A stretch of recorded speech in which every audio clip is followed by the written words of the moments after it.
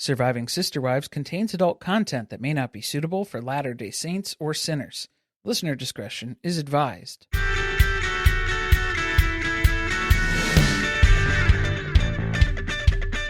Hello and welcome to Surviving Sister Wives. I'm Corey. And I'm Carly. And this is Sister Wife, a Memoir, chapters 13 through 28. Pages 94 through 196, but there were some photos in between. I did not bring a copy of the book down. I'm looking around for it. I think I can remember Most of them. I mean, there was really one that stood out in particular. A couple few, actually, for me, too, yeah. And if you're listening on the audiobook, that's tracks 16 through 31. Plus, she says the actual chapters, too, at the beginning of those, so it's a little bit easier to follow along with. I feel like the book really picked up in this part. It felt more like what the celebrity part of becoming Sister Wives should have been. Like what it was supposed to be, or what they were trying to have it be.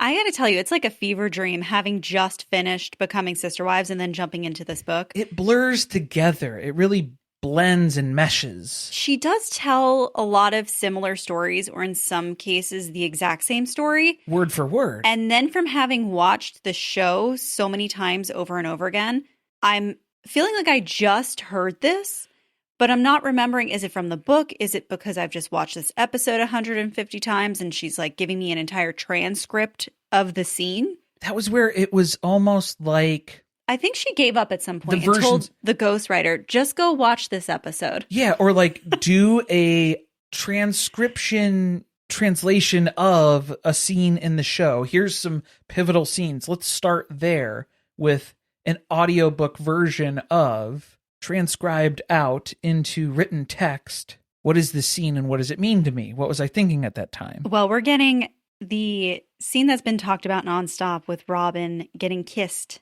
while Christine's in labor. I mean, among others, there are several examples to pull from in this part of the book. Christine made it clear that really the favoritism towards Robyn existed since the first day that Robyn entered the scene. Before day one of Robyn in the family. It was like I was the favorite from the beginning. It's like it was destiny. Like she'd been the favorite the whole time. We knew about the back and forth that Kody was doing to Southern Utah when the show started, because that was a big part of season 1. We didn't understand the extent to which that took up his time, because that really was all of the free time that he had that he normally would spend with the kids and the family. But instead, he was spending it in the car traveling to see Robyn and then spending the weekend there. And the comparison point that Christine is calling out here is that it seemed like it was more Kody integrating himself into Robyn's family, not so much Robyn integrating into the Kody Brown family. Very funny, given the fact that we had to hear about how the integration was complete and how everything was going smoothly. But really, all that meant was that Kody was spending all his time at Robyn's house. Mission accomplished.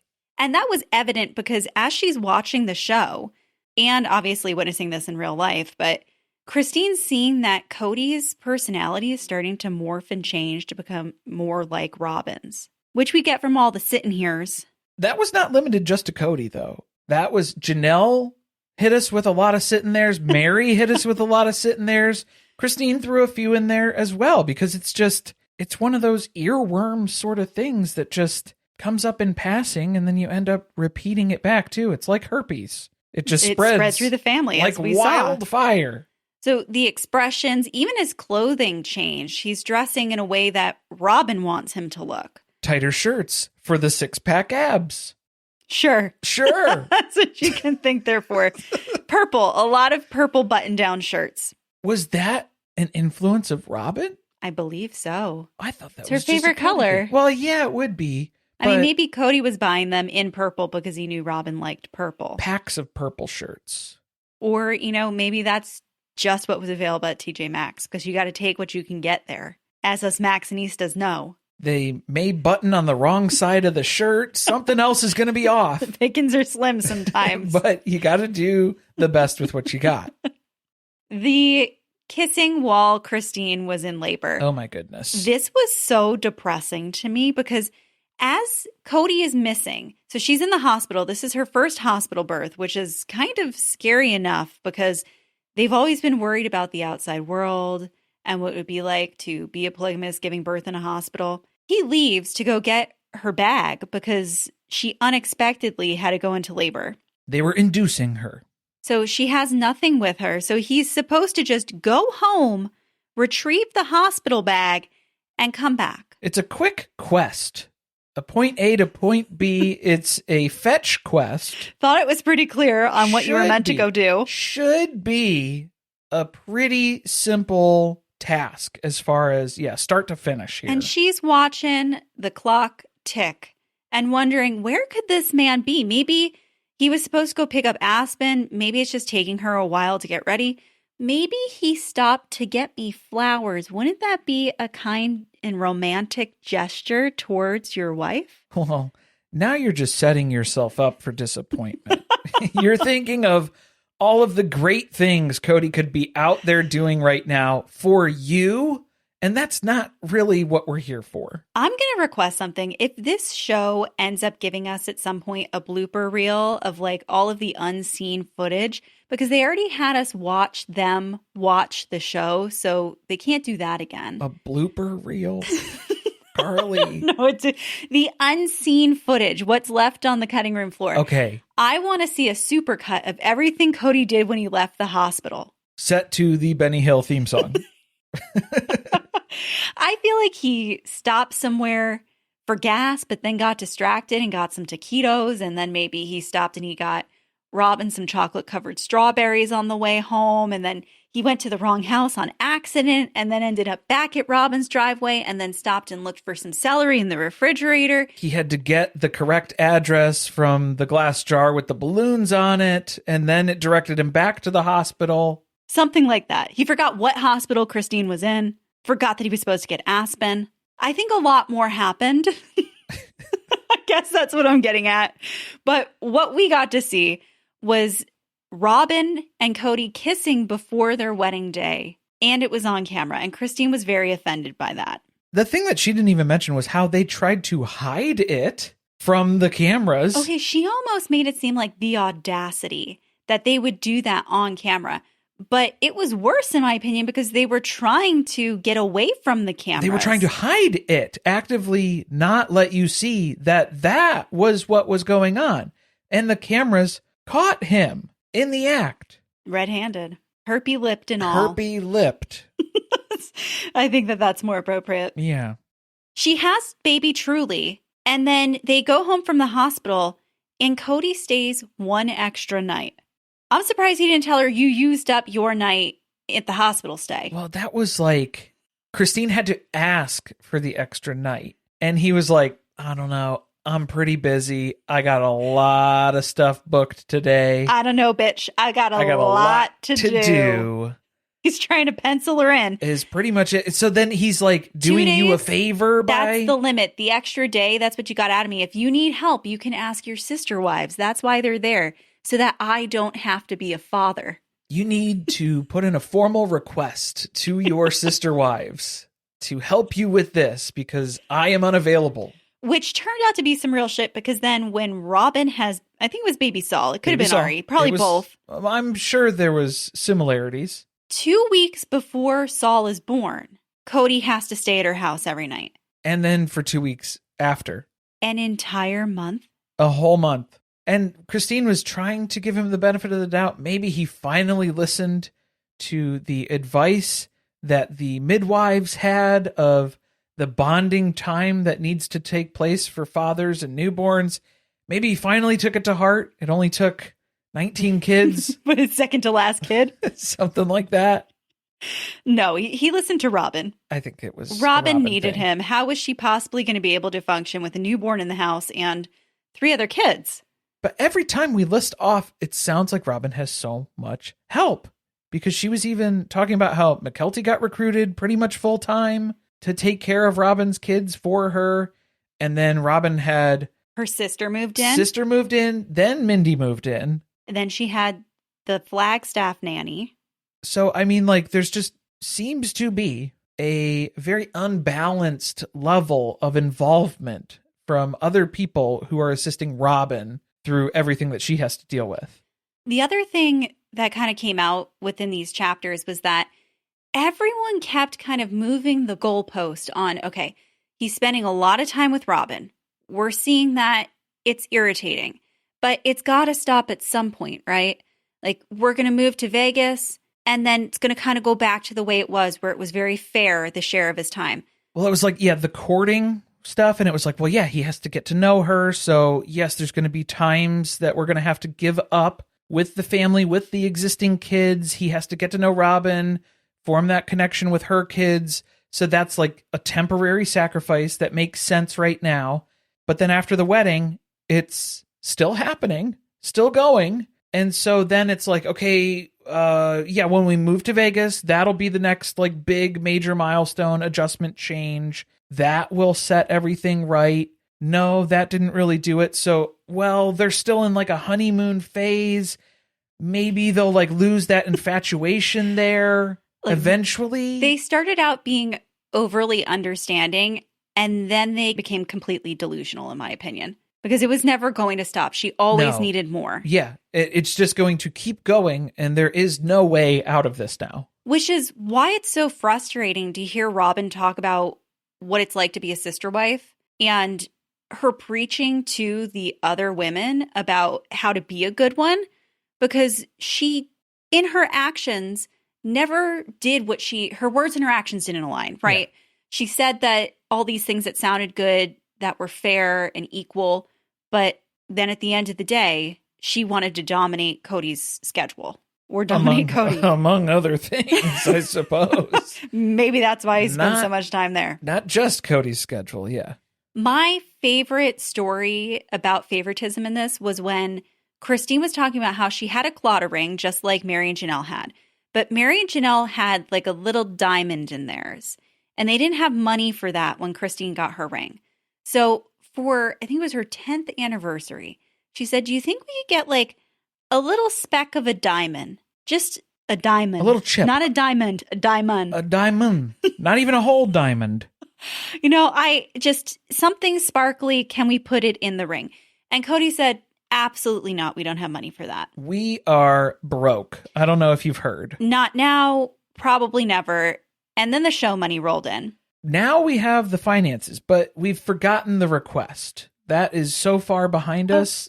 Maybe not forgotten. I think the request was somewhere in his mind. He didn't care to remember that it was from Christine. Well, it was like the level of importance on the request was there, but then he couldn't attribute it to a source. Source citation needed. So she sees Robyn has this nice ring on and she comments on it. Unknowingly, Robyn tells her, oh, thanks, it's an old ring, but Kody had a diamond put in it. Well, that's thoughtful. So creative and innovative. I thought of it all myself. I wonder where he could have gotten that idea. This is why this woman was so unhappy. That's not an unfair thing to be upset about.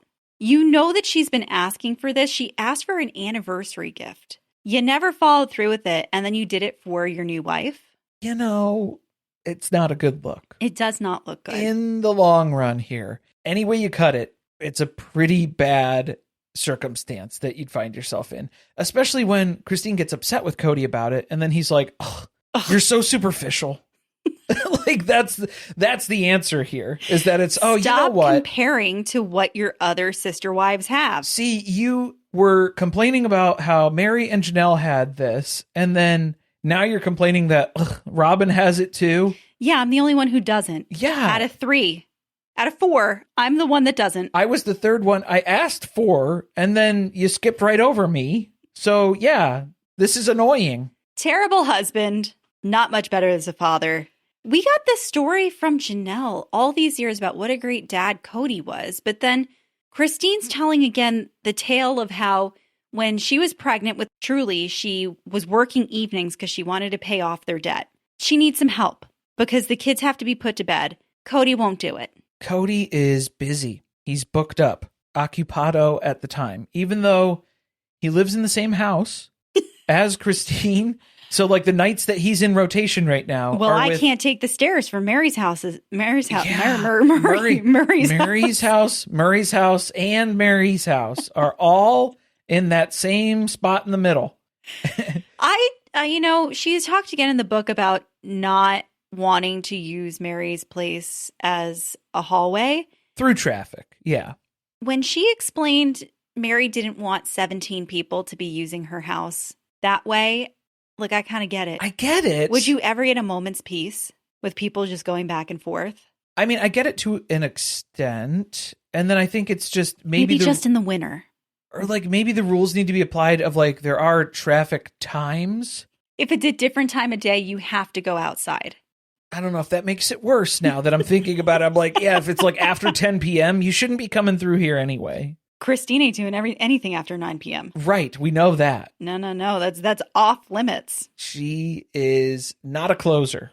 It was kind of confusing, though, because you pointed out that as we're listening to the audiobook, Christine said that Aspen was 11 when she took over the duty of having to put all the kids to sleep. The duty. There is a mismatch, though, because Christine said that in the audiobook, but in the printed version of the book, it said Aspen was 15. Which is what makes sense, that she would have been 15 before Truly was born. That matches up with the alignment of saying that Truly was a newborn, or like about to be born, basically. Yeah. We were thinking maybe this was like an editing mishmash of a mix of different stories of like while she was pregnant, she did have a miscarriage before she had Truly. And they've talked about that on the show. She mentioned that in this segment of the book as well. And so like maybe it was a story that was in relation to that pregnancy. I think the ghostwriter just got confused because Christine didn't actually write this book herself. I'm trying to, make sense of it. And then they went back and fixed it. In a canon lore way. But yeah, and then they were like, oh, you already recorded the audiobook? Well, it's bizarre that as she was reading that, she didn't think to herself, wait a minute. That sounds off. That doesn't 11. That doesn't sound right. That doesn't feel right. Yeah, that feels off. I don't know. Maybe they'll re-record that chapter at some point. Maybe. Fix it. Because this fandom will talk about that till the end of time, trying to wonder what was going on. What's the secret message of telling us that Aspen was actually 11 during this time? Things are pretty bad. She feels like she's a single mom, but she can't bring anything up to Kody. Because if you say something to him, he will give you the Mary treatment and just never come back to your house.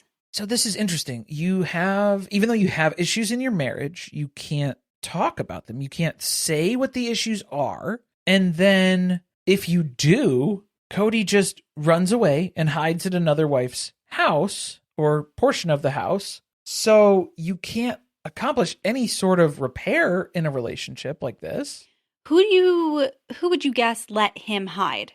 Janelle. Really? Probably. Well, Mary might just be Janelle's thankful. like, I only bought enough groceries for you to be here for a day and a half this week. I'm going to need you to leave. Yeah, every third night. And also, just need you out of here. And then Mary was just desperate. Yeah, she was like, take any extra time extra time. I'm always available. He wasn't going there, though. I don't think he was. He spent an extra time with Robyn. I mean, at that time, yeah, once Robyn came onto the scene, obviously that's the place that he's going to choose to go to. One of the other things that I needed her to talk about more was the family pot and how there was no... not Janelle's family pot, the different pot. The financial pot. Right, not the gardening pot. Not the gardening pot. Different. There was no set amount that was taken out of the pot and distributed to each of the wives. Which, if we're talking about equality, wouldn't you think that the first place to start would be, okay, everybody gets the same amount of money each month? If I recall correctly, when we were doing our book club of Becoming Sister Wives, Robyn was very excited with the prospect of the show because it put all of them on equal financial footing with each other. There was nobody who was bringing in more income or above in a higher station than someone else. Those are the pluses, not the minuses. Correct. So this is interesting. Turns out the minuses maybe were not the same for everybody. You just went to Kody and said, this is how much money I need. Well, the trailer for season 20, Robyn is all about equality again, about Coyote Pass, making sure that this is a fair deal. Well, it's time for the pluses to come into her account. And it needs to be the right number. Otherwise, she ain't selling. Christine never even thought to ask what other people were taking out of this fund. Which, that's upsetting.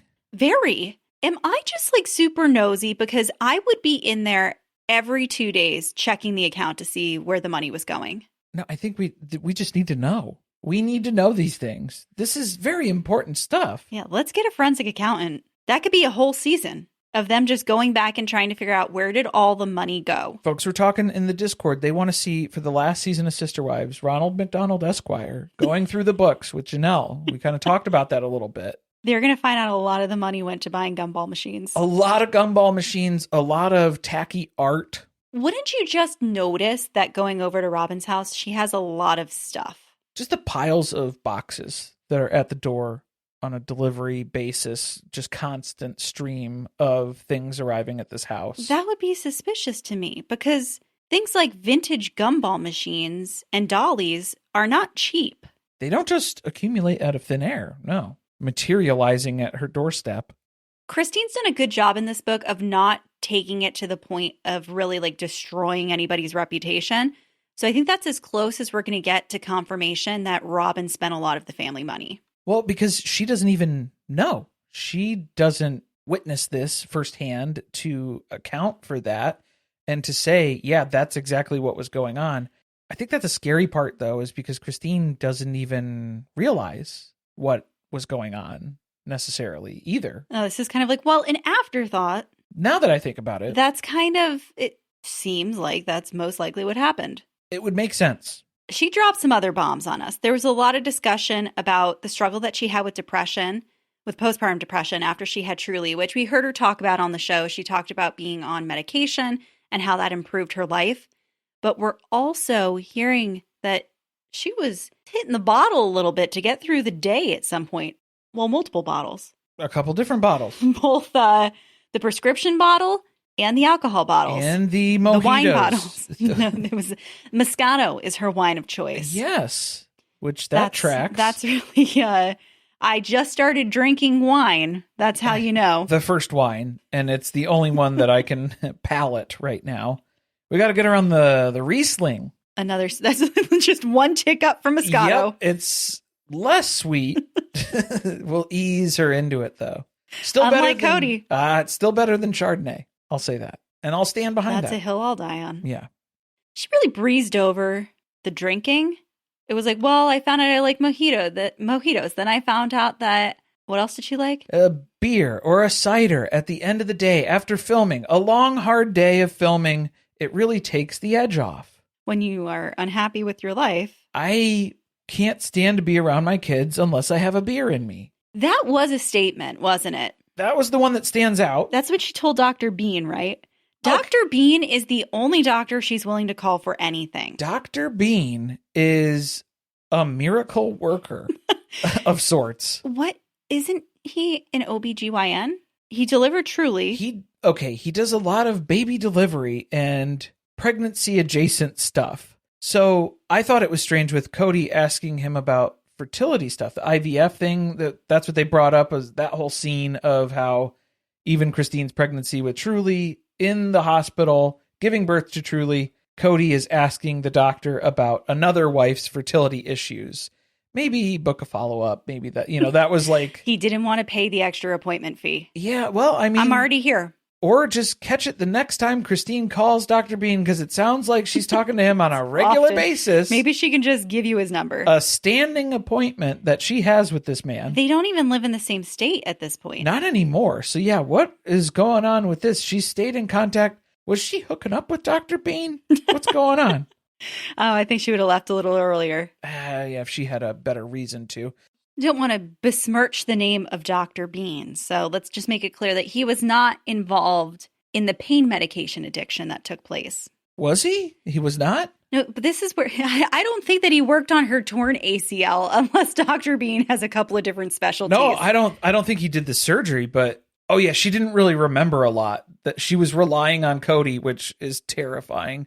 Of like, what do I do for the instructions? What were the instructions for the medication? He was like, I don't know. Aftercare? I don't know. He came home with just the pills and then was like, here, I got to go again. Here. Good luck. Bye-bye. Give these to Aspen to give to you or something. Yeah, maybe mash them up in like applesauce or something. See you later. Good luck. This is a serious story, though, because this is how many people do become addicted to oxycodone. Is that, did I just say that weird? Oxycodone. To oxy pills. Oxycodone. Is that you have a surgery, you're in pain, you're told that you can take these pills for a period of time. And Christine really enjoyed how they made her feel. A little too much. A little They weren't too just good. taking the pain away, not just the physical pain. The mental and emotional anguish that she was in floated out of her body when she consumed them. Well, that was where it was like, what was that dosage for that? Because she was saying then she took half, like, because then she was trying to basically like wean herself off of these. And so she was breaking them in half and then gave them to Aspen because Aspen's the only responsible adult in this family that she can trust with this task of, here, I will not ask you for more of these because I will be ashamed to do so. So you need to hang on to these. Well, that's after she realized that she had an addiction. After Maddie sat her down and had a mini intervention. Because what was the state that we found Christine in, where Maddie is basically saying, hey, we miss you. How out of it was Christine? Well, we went back and watched the episode where they went to go get cookies for, it was for Maddie's wedding, right? Something for Maddie's wedding. Yeah, the cookie stuff. I think it was Maddie's wedding. She goes with Robyn, which is an important part of the story. Not really someone she enjoys spending time with. And they have such a good time tasting these chocolate chip cookies. Really good time. Like, Christine's hysterically giggling, and Robyn is too, but is also somewhat confused about why everything is so funny. well, when we went back and watched that episode and Robyn was impersonating Christine's reaction to trying the cookies, and it was like, I don't think that was from the cookies. No, she said your eyes were rolling around in your head. Yeah, not because the cookies were delicious. It's not a sugar rush that we're talking about here. She's lost control of her bodily functions at this point. Robyn has no idea. She thinks that Christine is just going through the usual homeschool kid at a sleepover having their first Mountain Dew experience here with the sugar overload of cookie taste test. I was one of those kids. You couldn't give me soda. Oh, sody overnight. If I had a soda, forget it. Oh, no. Laughing till I cried, just ton of energy. I've talked about that before, too, where I used to think I had insomnia when I was in high school and younger, but it turns out I was just drinking a large Mountain Dew from Taco Bell at 11 o'clock at night and staying up until 6 a.m. It didn't help, huh? Yeah, like that'll do it, you know? It's hard to really shut down and go to sleep after that. Maybe that's how Christine got through the nights before she turned to the pills and the bottles. She's all hopped up on Mountain Dew.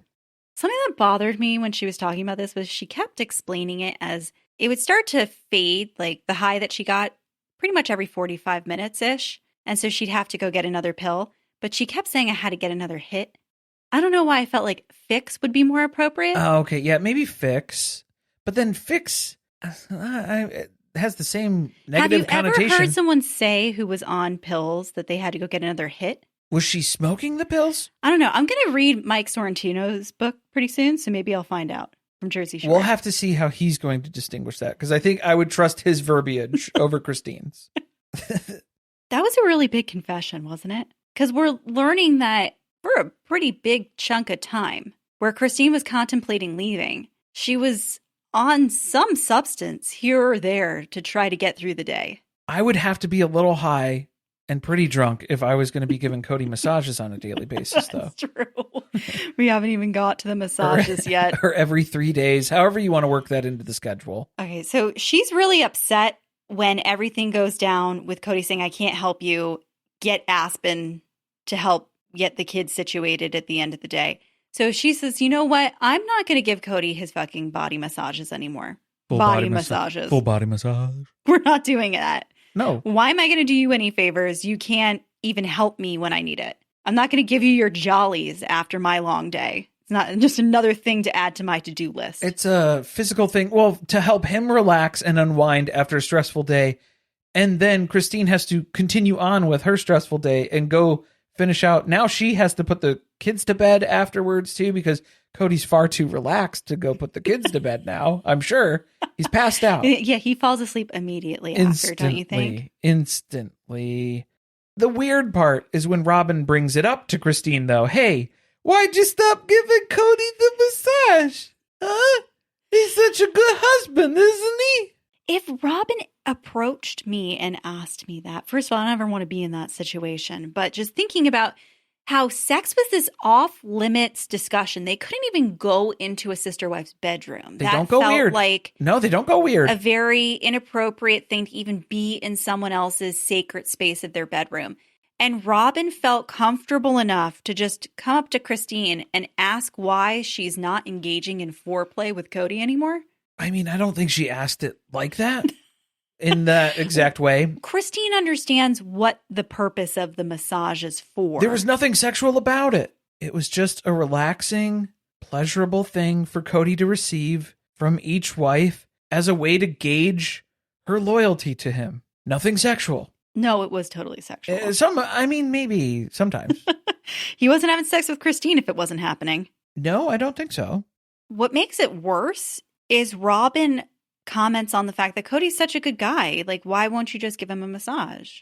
I don't get it. Why can't you just do something nice for him, Christine? Like it's Christine's problem. Yes. Well, like, why can't Kody do something nice for me when I'm specifically asking him to help me in particular ways? And then he says, yeah, no, I don't have the time for that.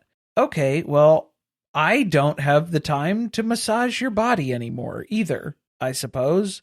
If you want to go tit for tat. If it's that important to you, maybe you can do some of the other household tasks so that I can be done earlier and not be as exhausted. Or maybe you could give me a massage because my body is run down and tired from running around this house all day. Yeah, I think that was the other part of it, was when she realized, oh, this is just a thing for me to do to Kody. He's not reciprocating anything here. But I think that's the whole point, is just like coming to that realization of like, oh, this is all for Kody. Everything's for Kody. It's all catering to him. Man, I wonder what kind of conversations we're missing out on between Robyn and Mary. Well, this would be weird if you were Robyn and Kody was complaining to you that Christine stopped massaging him.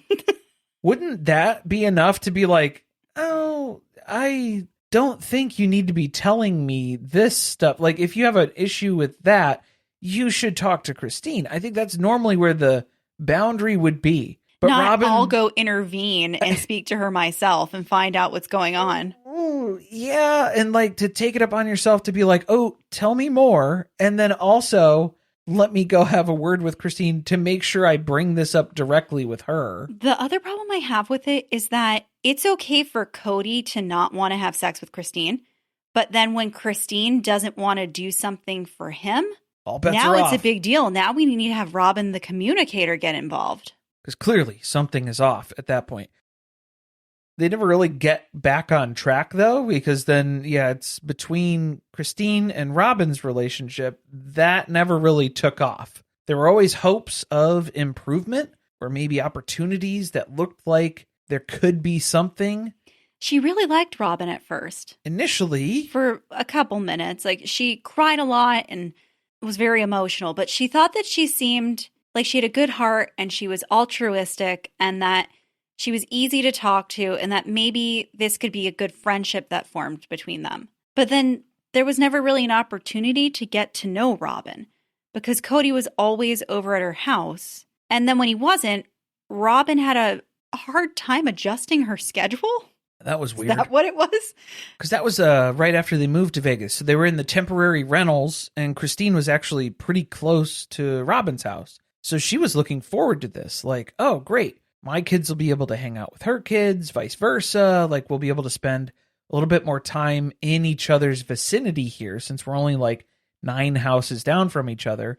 And I mean, if you're looking at like Mary and Janelle's situation at that time, it was over a mile. Like, it was further away. So it was They would have moved further away if they could. If they could have, they would have. If they had 2 rentals any further away from each other, they would have taken those. Occupado. But that wasn't the case. So Christine was really looking forward to this initially. But then it doesn't pan out the way that she's suspecting here, because normally there would be just popping in as far as visitation would go, where kids would just stop by, happen to be passing through, and go visit you. And Robyn was not a big proponent of that. She was all about planning out these meetings. She's very busy. I don't know what her schedule was full of. I think she was full of it. I want to say something, and I'm actually like kind of worried about even proposing this. Interesting.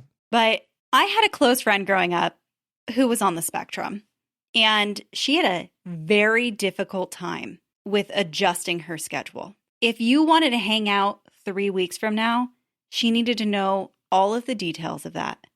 There was no, hey, can you hang out after school today? It was like, no, because this is what I do today after school. And there was no room for adjusting. Yeah, no deviating. I kind of wonder a little bit if there could have been other reasons why Robyn struggled with being able to make adjustments on the fly like that. I think she just didn't want to be around these people. I think that's what it really comes down to. But she complains so much about wanting to get to know them and have friendships with them. Because, okay, here's my argument against that theory, is that even when attempts are made to plan for visits like this, like Mary did during COVID, like any of those other circumstances where there were attempts that are made, and then Robyn just goes, That's fair. She just shuts them down. And doesn't follow up on it, doesn't provide any input of her own to make sure that that goes to fruition. So it just seems like it all just falls apart because it's on Christine to plan it all, start to finish, but also work it into Robyn's schedule and single-handedly do this whole lift to make this relationship work. That's a lot to ask. But she's got tenders. Truly is newborn. They always forget about her. I know. Kody well, forget how close in age Truly is to Saul. She's literally right there with Saul. Things were never really good between them since Robyn came into the whole situation, because one of the problems was that Robyn dressed kind of sexy. I mean, in like a Bella Swan sort of way, which I cackled that that's like the third Twilight reference that she's put into this book when talking about Robyn. Well, we might be mixing up. There were some older ones too. Christine had a few mentions of how the kids at school in Vegas were referred to as the Cullens. So there was another Twilight reference from the first book as well. We've been telling you though, Robyn is obsessed with Twilight. It started off as a joke, but I had never seen it. And then when I watched it, I was like, oh yeah, this is not the first time she's confused her life with the life of Bella Swan. And she doesn't wear garments, which is one of the reasons why she's able to wear these sexier, tighter clothes. She's uninhibited. Meanwhile, Christine has to literally sleep and have sex in her garments per Kody's request. It's uncomfortable. It's unfair. Well, so, okay, was this because, like, in the courting process where she wasn't wearing the garment, but then they were able to be married in the temple? Because wasn't the garments like a thing for married people? So then, like, was that supposed to be something that she took on, like, when they got married? It's very unclear if she ever wore garments, because later on, Christine tells the story of how Robyn brought them up. And then Christine went on to comment about how she didn't like them anymore. Yeah. But there was never really a stance on like what was Robyn's thought, other than it was really hot to wear them because they were in Vegas. Yeah, the general consensus was it's not really comfortable. It's not suitable for living in the desert to do the full garment thing. Because then we got too many layers. We got like heat exhaustion stuff. We got to keep our fluids up. Yeah. That's a story for later. Yes, we do. That's necessary here. This Christmas story really pissed me off. So the first Christmas that Robyn's in the family, they're trying to figure out how do we combine traditions from both the Brown family and what Robyn's been doing with her kids. It sounds like the Kody Brown family is pretty booked up at Christmas time because they have the 3 wives. They each have a day where they do stuff because Christine took it upon herself where they celebrate Joey Smitty's birthday on December the 23rd. And then, was it Mary does Christmas Eve and then Janelle does Christmas Day? Or vice versa? I don't remember. Whatever it was. Something like that. Whatever order. But there's like those 3 days. And so Robyn's thinking, where am I going to insert myself? Because I want Christmas Day. Yeah, I want Christmas stuff. And then it sounds like you guys have all this stuff. Maybe Robyn should have took Boxing Day, the 26th. The day that she gets all of her Amazon deliveries. Yeah, she puts everything, her version of Boxing all Day. the stuff in boxes, and then that's what she could go with. Just take it from Janelle. Janelle does not want to be responsible for Christmas Day. We already know that. Or you could piggyback with Mary. Maybe you could do like a Christmas Eve lunch thing. Oh, that she should be easy to coordinate and plan with. Exactly. Yeah. They're BFFs. So you're already like in with Mary. So why don't you just kind of go along with that? Christine thought she was doing a nice thing by talking to Robyn about what Christmas is like and trying to gauge maybe what she wanted to do. And then Kody ends up yelling at her for how she treated Robyn during the conversation. Okay, this is the part that I didn't like, or like the element of this where Christine's having a conversation with Robyn. Cody's not involved. Cody's not involved. One-on-one convo. Yeah, and like Robyn is going along with it. Christine's takeaway at the end of that conversation was, I got Robyn up to speed on what we normally do around the holidays for Christmas time. And so that way, now she's aware of that. And mission accomplished on, I guess, getting that information to Robyn. That was her general assessment of the conversation that took place. Robyn then goes to Kody and says, boy, Christine was really being controlling and demanding about what the Christmas schedule looks like, and I'm not allowed to be involved in anything. And so then Kody goes to Christine and punishes her for being disrespectful to Robyn. So like, if Robyn felt like that, she needed to tell Christine in that conversation, hey, I'm not really seeing where there's a spot for me, or like bringing it up. She's supposed to be the expert communicator. Yeah, like she's not communicating directly with Christine though in that moment. So that's a problem. If you're avoiding confrontation, but then you're taking it to Kody so that he can have the confrontation for you, that would turn me off. That's a big problem. And it's only going to cause resentment. It's going to make things weird. It's going to make Christine not trust you either. Who can she trust? Because Robyn's doing this stuff. And then she's telling Mary and Janelle, hey, Cody's car is at Robyn's house every single day. I can see it. It's down the block. I live on the same street. And they're like, we don't really care. Well, Janelle's like, can he stay over there longer? Can you like let the air out of his tires or something just to make sure he's got like a couple of weeks over there? Because like, I'm doing great. I'm doing just fine. Mary, I'm going to go ahead and assume just doesn't want any more friction between her and Kody. So the last thing she's going to do is call him out on how much time he's spending at Robyn's house. Mary knows that there's no point in bringing it up. It's just going to be a bigger problem. Kody has enough problems with Mary.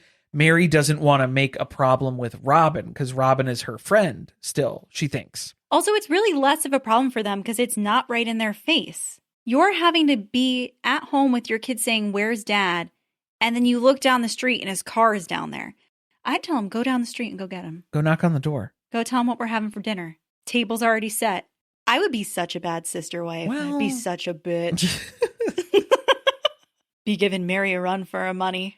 But that's what's so interesting about this dynamic that's then introduced with Robyn's reliance on Kody, where normally Kody would force all of his wives, hey, if you need help with something, call your sister wife. Which explains how they despised one another, and yet they were able to work together for so many years to accomplish what the family needed done. You know, okay, so that might be another interesting point of why it wasn't a big deal for Mary and Janelle. Kody was kind of the arbiter of all of the information amongst everyone. All the wives would complain to him about things. So then he would use that to control the dynamic between everyone.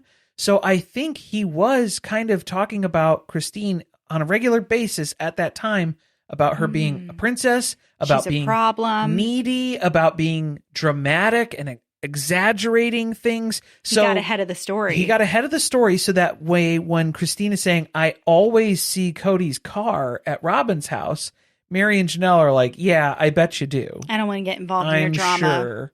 So like, you're already kind of discrediting her before she can report back to anyone. I like that theory. I'm on board with it. I think it makes sense for where they were at that time too. But then that's just where I don't know why Robyn gets the pass on she doesn't need to rely on her sister wives in the same way to please Kody the way that the OG3 are expected to based on his standards that he set. Well, you're going to need each other even more. because now I'm really out of the picture. Well, I think that Preoccupied. that was the main thing, was that he didn't want to have to deal with these people. He didn't want to deal with your problem, Christine or Mary or Janelle. You want to be left at his oasis over at Robyn's. And just even before that, too, before Robyn even came into the picture, he doesn't want to be involved in that. It's amazing to see how little he was able to contribute to these relationships. Because he got away with a lot. Well, like, because the expectation was, you guys are the sister wives. You all need to like do everything to make everything run in the family and have everything run smoothly and make sure everything's good. It's not really my role. It's not my job. Yeah. Like, it's just, you guys need to work that out amongst yourselves. One of the other big points of friction between Christine and Robyn ends up being another story about a ring. It was a really big deal when we heard about how Mary's ring got melted down. And it seemed like it was more of a spite thing, where it was just Kody was done with this control that Mary had over him of being legally married and being the first wife. And so he melted it down as kind of a dig at her. But it's a little bit more messed up to find out that he melted it down so that it was additional gold for Claddagh rings for Christine's daughters. Because then once Christine finds out about that, she's like, Mary's going to be pissed at me now, or mad at my kids because your ring is part of their rings now. It's another project he started and never finished because not all the girls got Claddagh rings. Still waiting for a few of those. No, so he has, I guess, a finger freed up now. Oh boy. That he doesn't have to put Mary's ring on it. And he's not even married to Robyn yet at this point. And she's had this ring just sitting around that she got at some point and she never had anybody to give it to. In my whole life, I never had anyone to give this very important heirloom ring to. I'm just making up that. She said it's an heirloom. Christine it is said now. Well, yeah, because Christine had said that Robyn had this for years and she didn't have anyone to give it to. Okay, you just got divorced 9 months ago. So you were married for 9 years prior. So if you've had this ring for years. You bought a ring for a man. You were married. You didn't give the ring to him. And you said, I'm going to hold on to this for somebody else. For my future husband who can appreciate me. This is how you know Robyn has a shopping problem. Well, and she's full of shit. Yeah, most of the She-Ra time. acquired this ring from QVC at some point, even though she had no man in her life. Maybe she used it to manifest Kody. So to say for years, that's some bullshit. So maybe a couple of months that she'd been hanging on to this because she bought that as part of her single She-Ra phase. So he starts wearing this ring and it pisses Christine off. She brings it up to him, doesn't think it's right. And he really focuses on the part about how Robyn bought him a ring. Because then at some point, Christine sees some ring that is a copy of a ring of, I don't remember who she said it was. Joseph Smith. It was a Joseph Smith ring. A Joey Smitty original. And she says, oh my gosh, this is the coolest thing I've ever seen. We've got to get it for Kody. And she asks the other sister wives, are you on board for buying this for him? And they're like, yeah, I don't care. Sure, it's whatever. Fine, cool. Janelle says, yeah, let me know how much to chip in. Whatever. Tell me how much it cost in total. Put my name on the card. If it's too much, I might say no. Later on, she finds out that I guess somebody got a little upset about that because Kody came back and said something to her about it and pointed out what a hypocrite she was that she would buy him a ring after she had such a problem with Robyn giving him a ring. See, the problem wasn't that Robyn bought Kody a ring. I think the problem is that Robyn, who's not married to Kody, bought Kody a ring without checking with the sister wives to see if everybody was okay with that. And the fact that Kody had just melted down a ring from Mary, and then he's walking around. His wedding ring. The wedding ring from Mary. Like, come on, man. It's the bigger. That's the part that's the problem. It's not the thing. You it's melted the situation. down your fucking wedding ring, and now you're wearing a ring from your girlfriend. That's the part that looks bad. So it is interesting that the focus goes to, the ring? How much you bought jewelry me a does ring? this man have?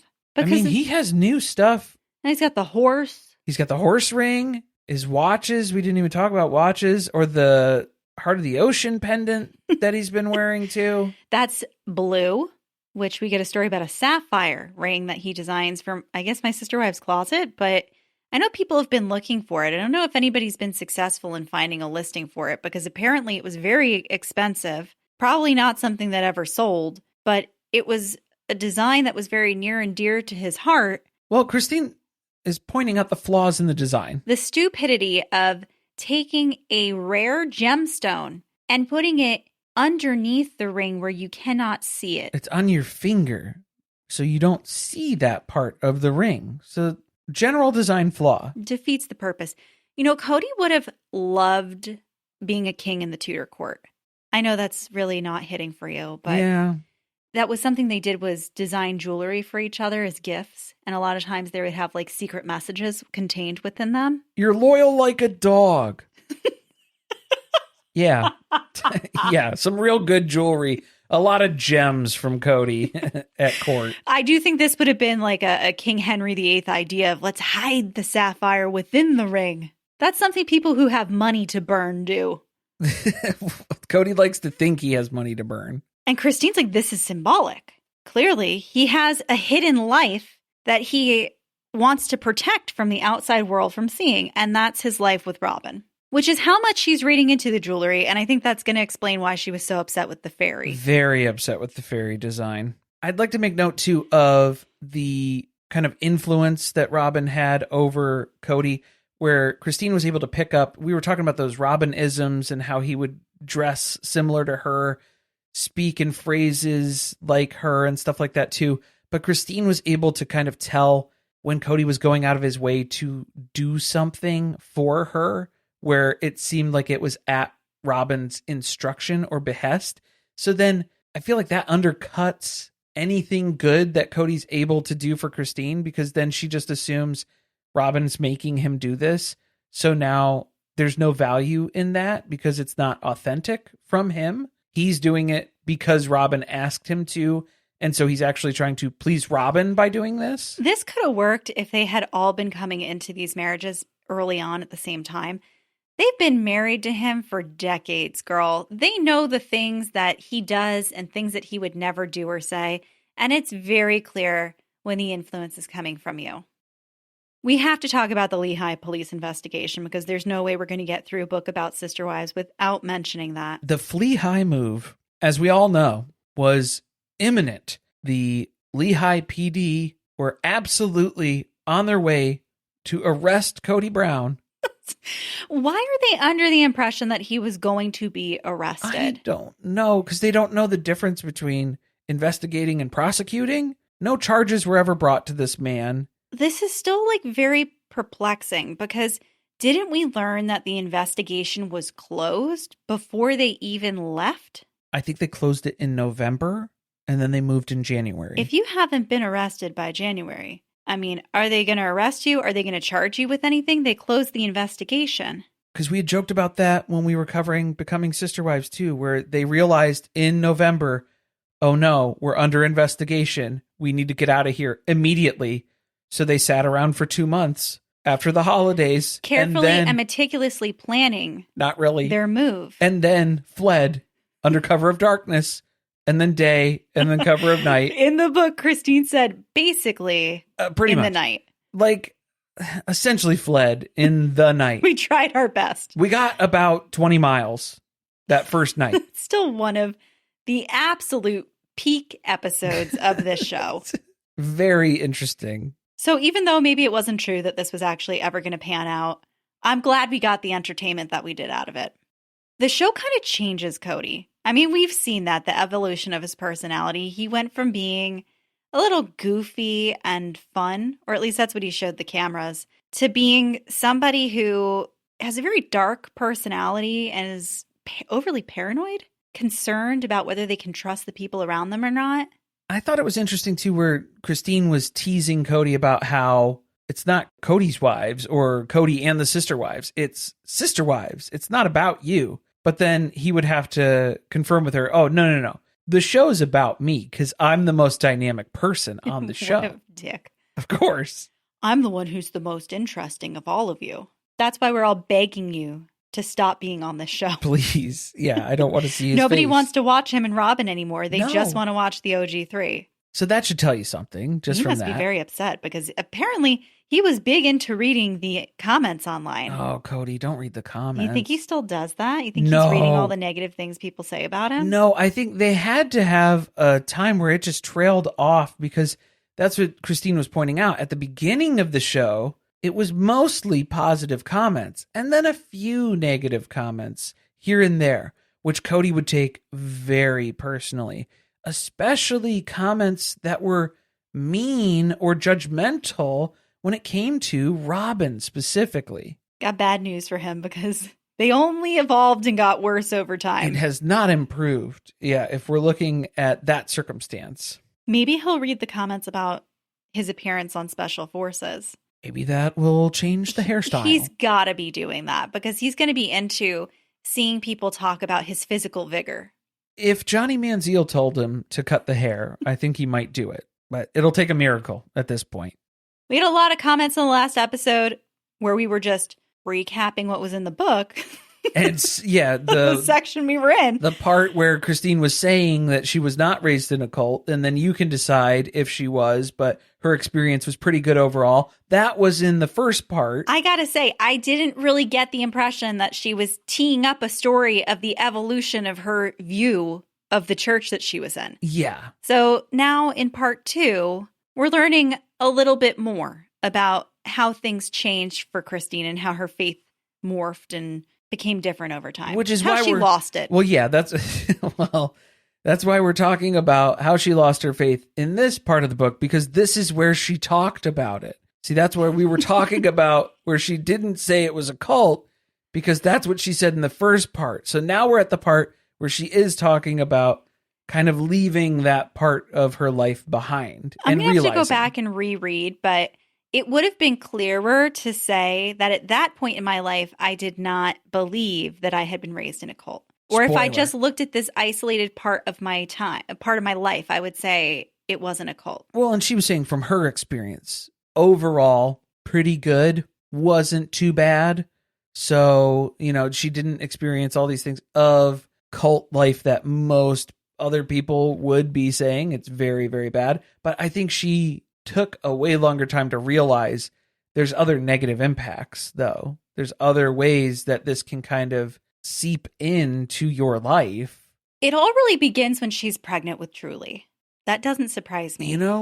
Takes on the traits of the kids. She has the vision, and we did know that she had the vision at that time. She's kind of starting to turn away from the church a little bit at that point. And then things continue. There's more and more pieces of their beliefs that she starts to kind of discard or move away from. The garments we brought up earlier.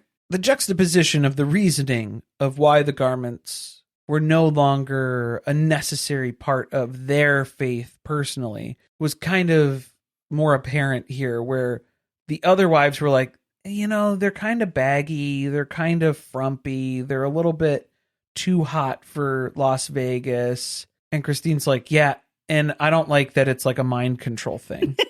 It was a very Barbie moment of her where she was like, does anyone else think about death? Because I kind of think they're about control and controlling women's bodies. I think it's like, if you're forced to wear something that makes you uncomfortable, that's a form of control. And the other women were like, I'm just kind of hot because it's like 100 degrees here, but it's tough to layer. I mean, I guess if that's why you don't want to wear them, like that's up to you. But general consensus is, yeah, we're not going to wear them anymore. I think we're all in agreement on that. There's more stuff that happens with the church after this. There's a real turn in the leadership where they become a lot more strict.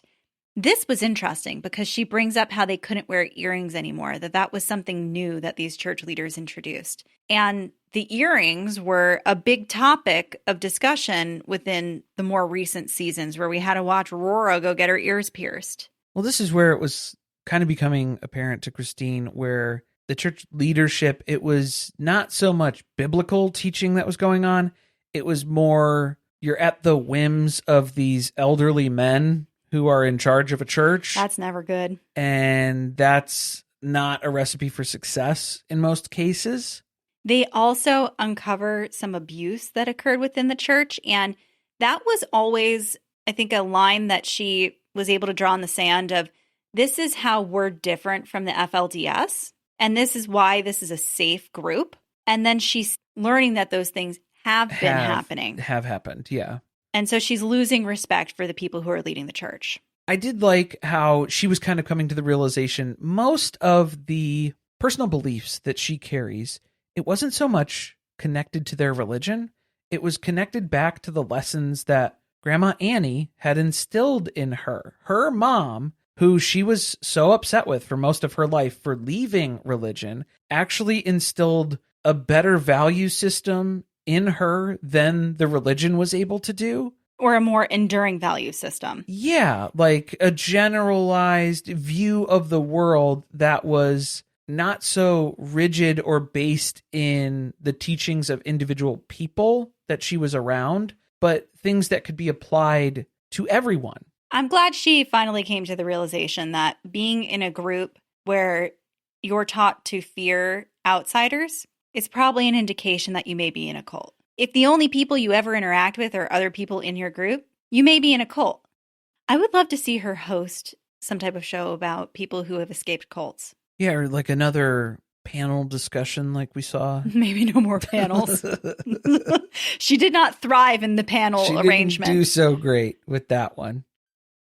It was really like never ending with the number of different ways that Kody found to be a disappointment to her as a husband and as a father. Yeah, we kind of touched on the fact where you can't really address anything with Kody because then if it's brought up, that's an issue. And then he just runs away from that because he's avoiding the confrontation, the conflict. He just wants you to pretend like everything's okay all the time. And he will withhold affection, withhold attention, and not be around you if you're not lovable by his standards.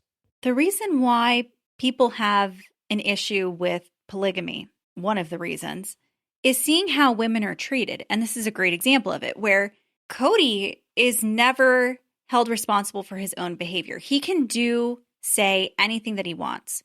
And the wives just have to adjust around him. If it upsets you, that's a you problem. And you've got to figure out how to fix your mindset to not be upset about it. Because the man is always right, and the women are the ones with the problem that lies within them. And that's not only with conflict, too. That's also with his inconsistent scheduling and how he'll just pop in and drop in on a meal at Christine's house. Maybe he'll be there, maybe he won't. But then when he does show up and Christine hasn't prepared the proper meal for his blood type, then you have problems. How is this possible? He's got to be treating everyone else like this and not Robyn, because Robyn couldn't deal with her sister wives dropping in for a little luncheon. Well, yeah, or just the kids to see each other. Like, yeah, generally a pop over, a pop in, stop by. I can't walk 9 houses down the street to go see Robyn after breakfast.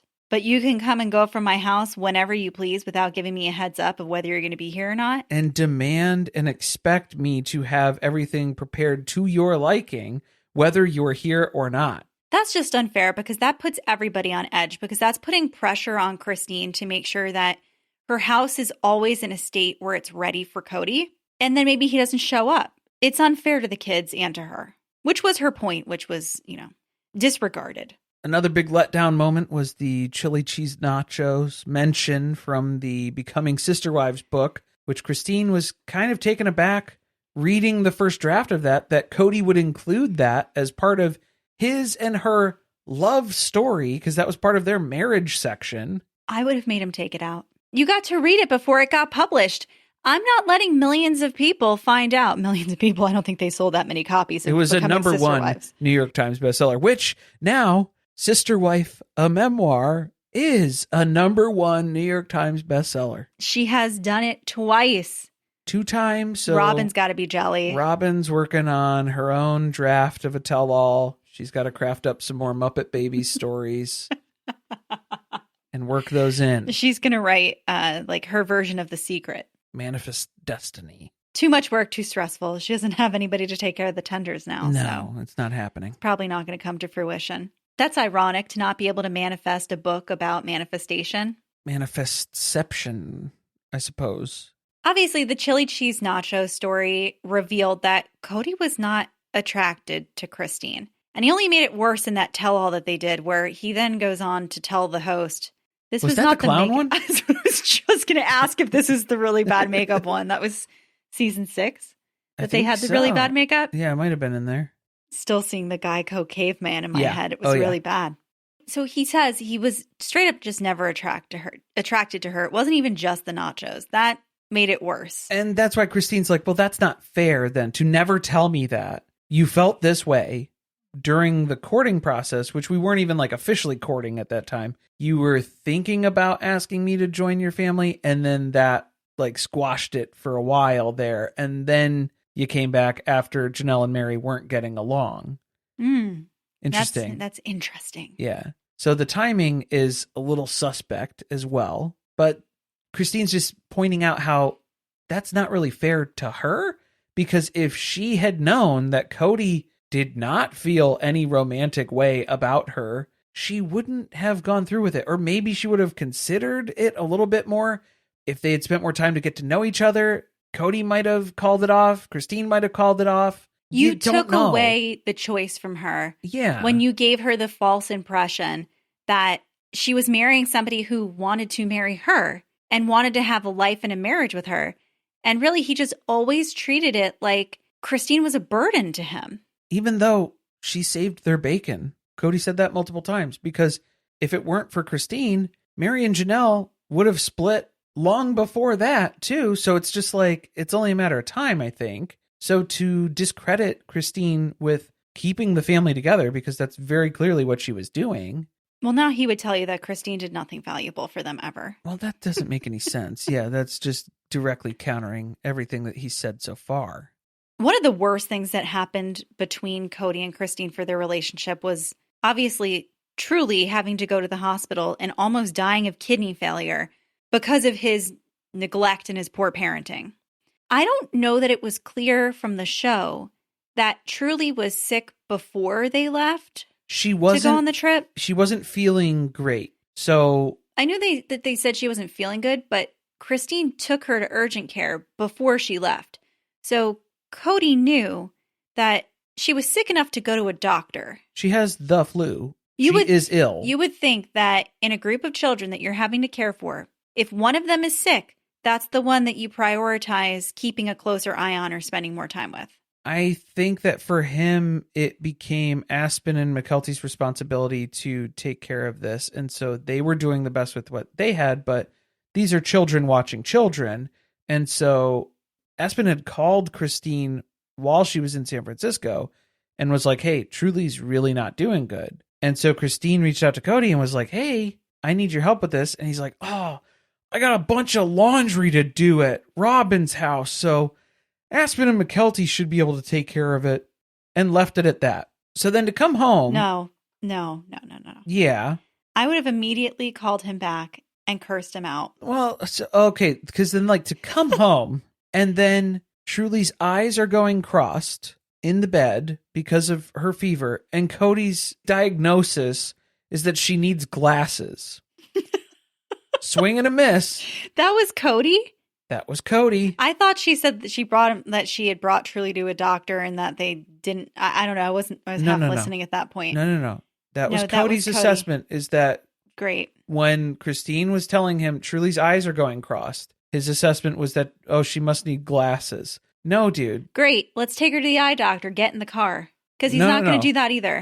We're going straight to the ER. They had to go to the ER. Yeah, this is a big deal. Robyn's gone on vacation and she has to come home to an empty laundry bin. How is the bar so low for everyone else? And then he's going above and beyond for her. Yeah, laundry's never done either, especially in a house with that many people. It's just, what's the point, man? Also, I understand not wanting to parentify your children, but there's a difference between that and your kids having some basic chores that they're able to do.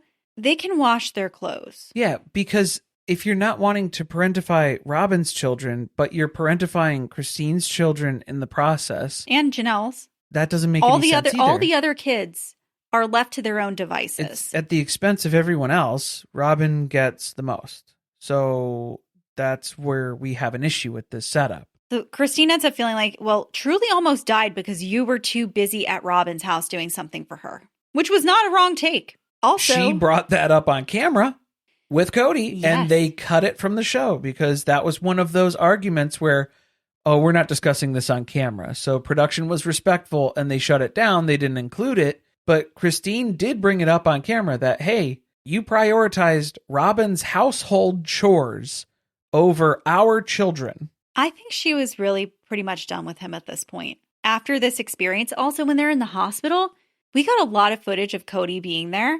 What we're finding out is he was only there for a couple hours during the day. Well, he was like bouncing back and forth because he would go back to the cul-de-sac and then like tell everybody what was going on. But it's like, he probably could have called. Phones not exist. Yeah, he probably could have called. And he's not there all night.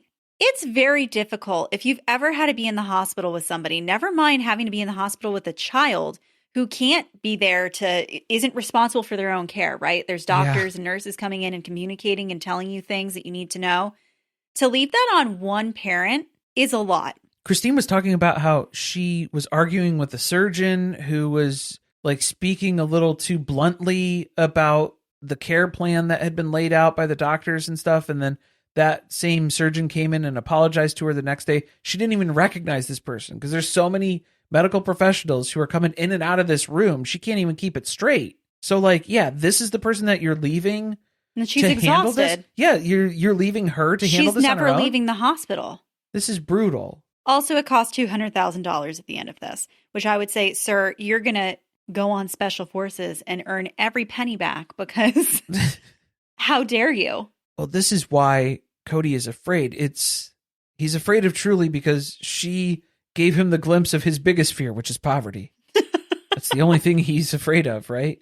So that must be it. But why didn't we learn this lesson with Maddie's emergency appendectomy that we had to go through? Christine says that they were between insurance providers at this time. I don't know how that works when it was the middle of the summer. Okay, let me tell you. That has happened to us one time where we weren't really in between insurance. We were putting you on my insurance.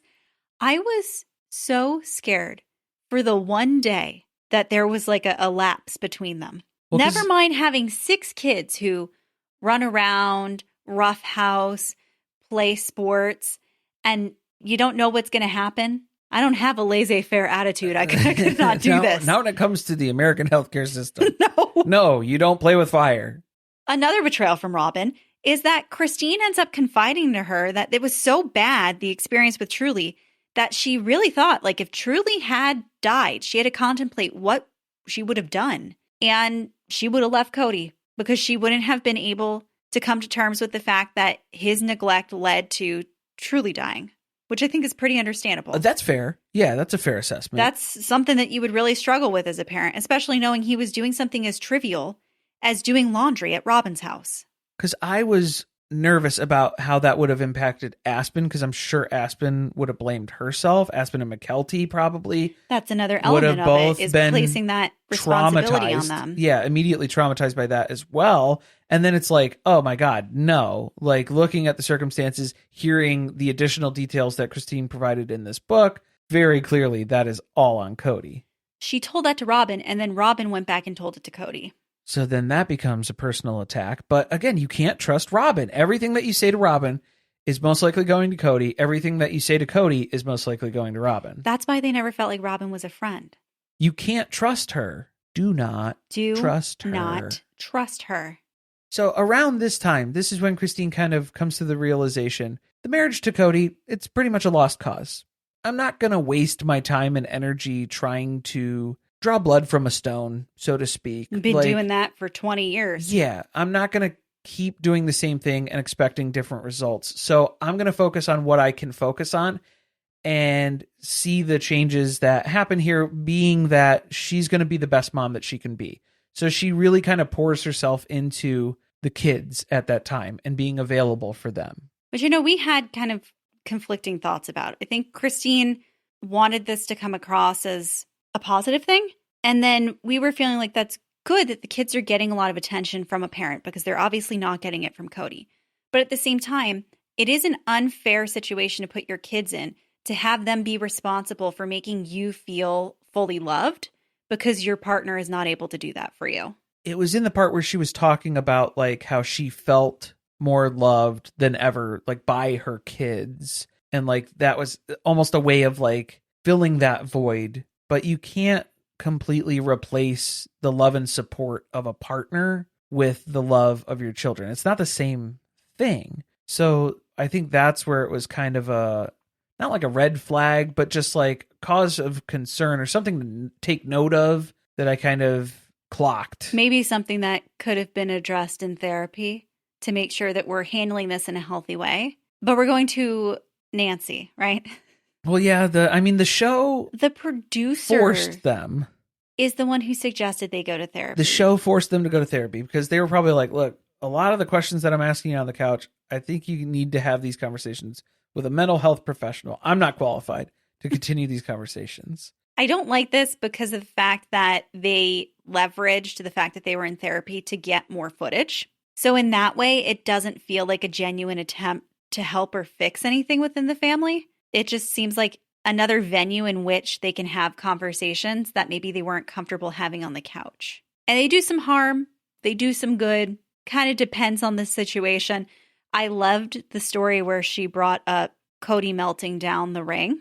Because she had thrown her diamondless Claddagh ring into a field at one point. A field. Because it was useless without the diamond in it. Well, I mean, she was very upset about that. So could she have handled that in a better way? Could she have worked through that or addressed it in different ways? Probably. But at the time, it was probably very cathartic for her. She felt like that was the right thing to do in that moment. And so that's what she did. Well, she suggested I could have melted it down instead. Would that have made you feel better, Kody? See, I wish they would have filmed this session. Yeah, where are the bitchy sessions? Come on, the ones where we're those. really going at each other. We're going for the jugular. That's what I want to see. Some of the book got weird. I'm not going to lie. There was a whole conversation about her weight loss journey. Well, aside from, like the book to tape versions of the transcripted scenes from the show where it was like, yeah, we've watched these episodes over and over again.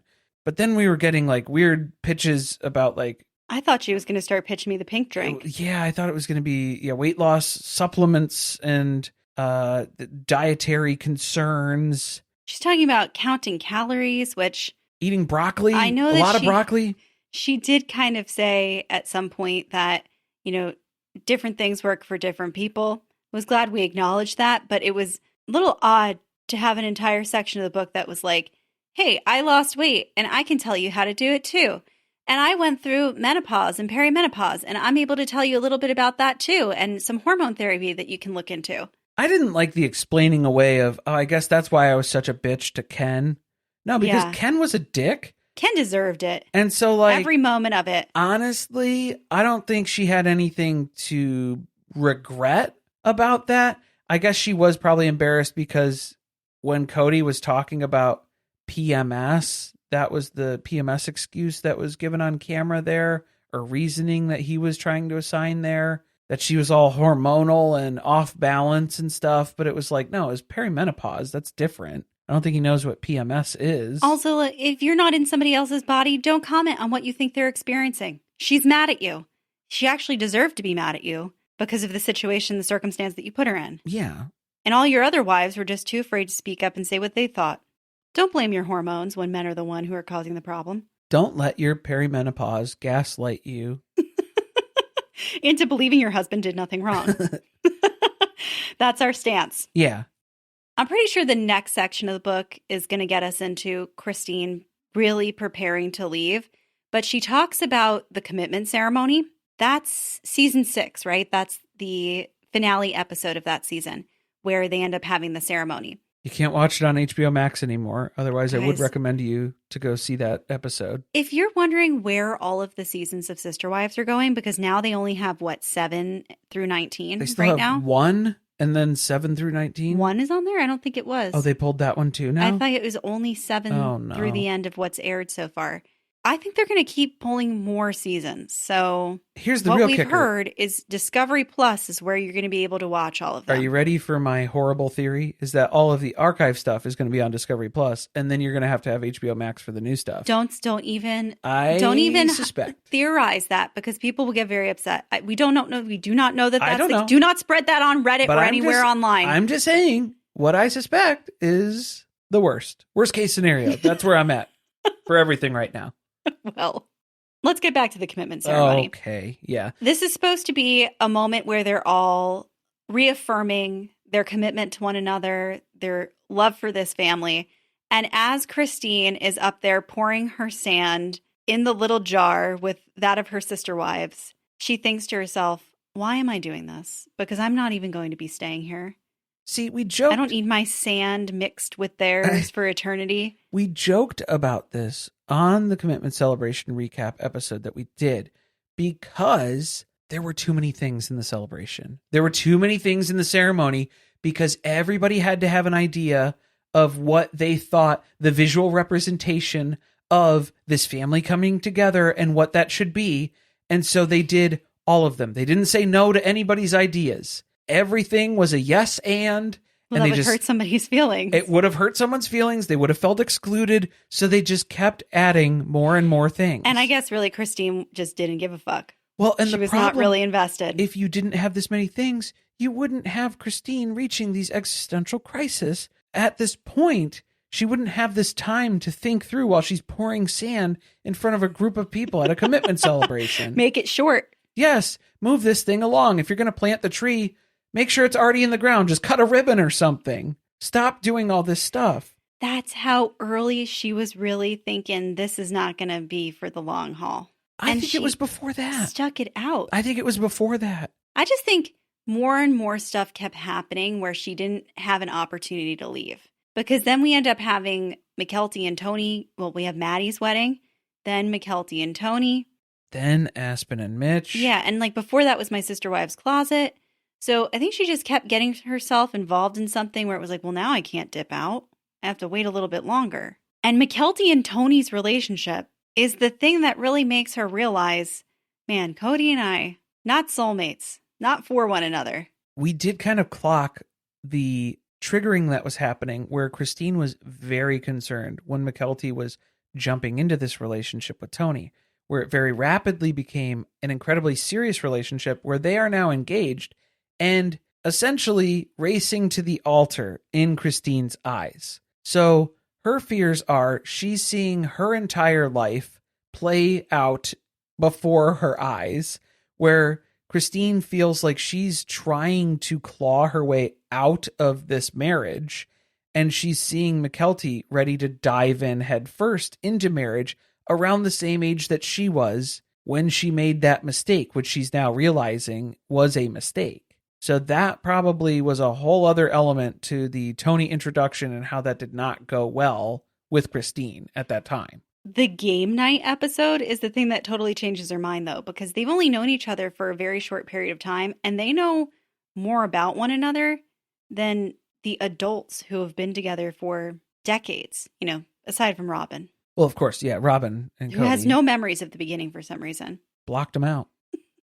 I think that might be a good stopping point before we get into the last part. Yeah, the next segment, because we're going to read through the end of the book for next week's episode, so make sure you're caught up on your pages for that.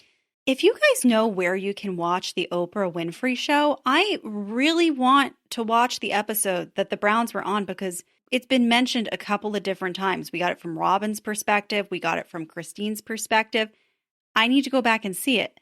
That and the Rosie show. We saw a little clip. There's like a 2-minute clip online that you can watch of that. It's worth it to see Kody think he's really he was trying to be a game show host. It was not going well. He could not read the cue cards. I want to watch all the old things that they were on when they did their media circuit. It's really hard. Yeah, that was like pre-streaming, and so it just kind of fell into the abyss where things just disappear. I'll have to see if I can rent some from the library or something. That and The Price is Right. The episode with Kody and Mary on it. Another thing that has fallen into the abyss that you can look up the season and the episode number, but you will not find it anywhere. It's so many episodes that are on YouTube and then not that one.